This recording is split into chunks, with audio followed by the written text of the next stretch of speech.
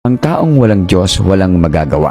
Noong nilikha ng Diyos ang isda, inutusan niya ang dagat. Noong nilikha ng Diyos ang kahoy, inutusan niya ang lupa.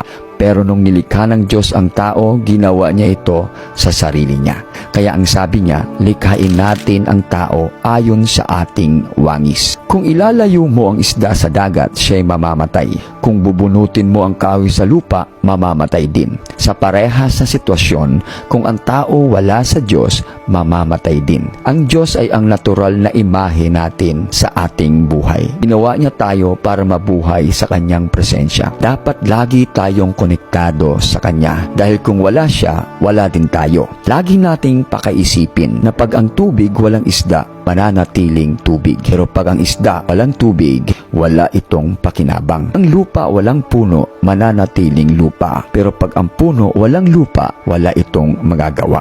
Ang Diyos na walang tao, Diyos pa din siya. Pero pag ang tao walang Diyos, ang tao ay walang magagawa.